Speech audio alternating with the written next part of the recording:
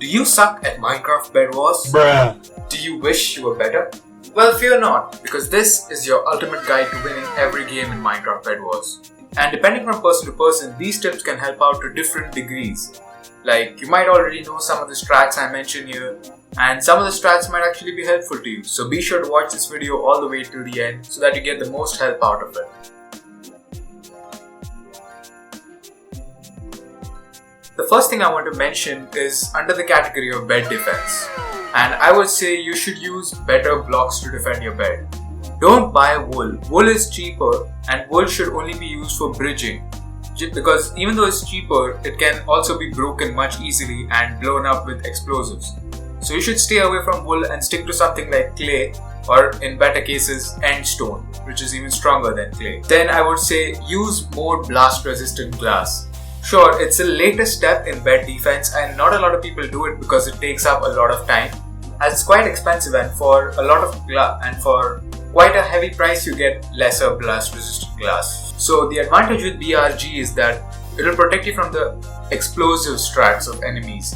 Like I've seen this strat where people bridge above your base and then drop TNT down repeatedly so that they can completely clear out whatever defense you have and then drop down and destroy your bed. So what you should do is place blast resistant glass on the top to protect your bed from the top bridgers, and you should also place some on the sides so that will protect you from the people that bridge quickly to your base when you're not there and blow up your base.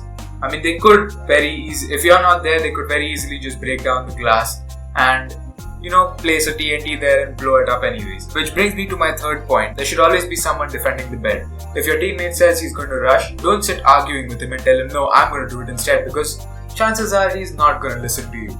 So you should always take one for the team and stay back for the defense if none of your teammates agree to do it. That just helps protect the bed. If he's not good at rushing, you finish defending the bed first. Put a good quantity of end stone or clay or blast resistant glass, all of those combined, and then move on to rushing, because till then he'll already have built a bridge or whatever. Which brings me to my next point, which is improve your bridging method. There's no need for you to learn things like speed bridges or god bridges and ninja bridges. You could spend time trying to learn them, but if you take a lot of time, if it's taking you a lot of time to learn it, just stick to the 45-degree bridge, which is quite fast in itself and is almost as effective as a speed bridge. And then coming to the next category, which is PvP. You should try to increase your CPS, which is your clicks per second. Anything between 8 to 7 is good. I mean, that's where it starts. That's where you'll start to have a good PvP experience. But if you can touch like 12 or 15, then that's amazing as well. I think I have somewhere around 7 or 7.5. And I have won quite a few PvP battles with that CPS. It's a pretty good CPS score.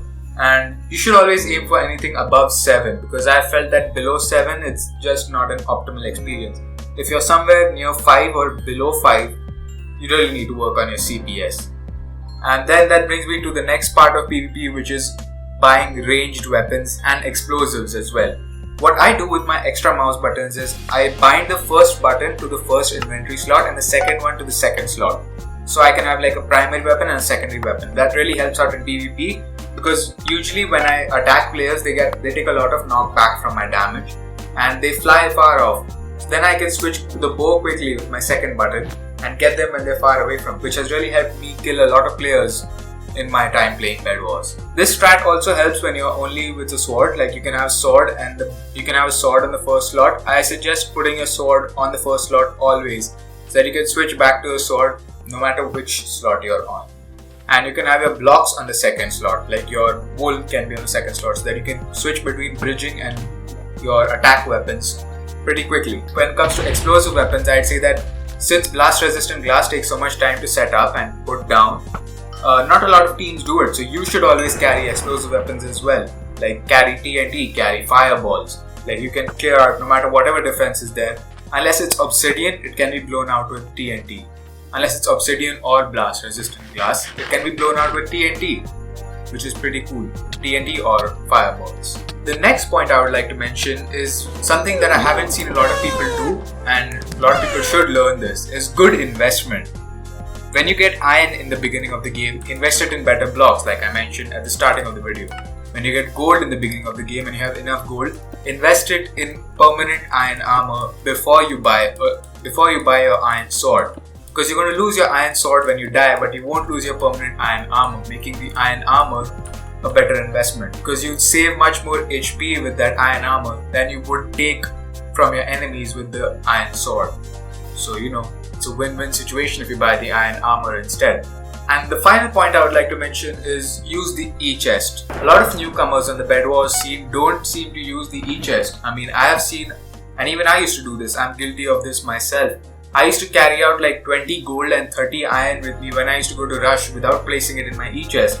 And so many times I've lost it by just falling into the void, not even getting killed by another player. I've fallen into the void by mistake and lost all that gold and iron. So use the EChest wisely. Place your stuff in the EChest so that you can use it the next time you respawn. And that basically wraps it up with my tips for Bedwars. I hope this video helped you. I know the title is going to say something like win every Bedwars game with this, because that's just how I can increase my click-through rate. But I'm sure these strategies will help you in some way or the other. Some of them are pretty obvious, some of them are my personal strategies that I like to use. And if I do include some handcam gameplay, which I am sure I might. Also, I wanted to mention I'm no pro at Bedwars or whatever.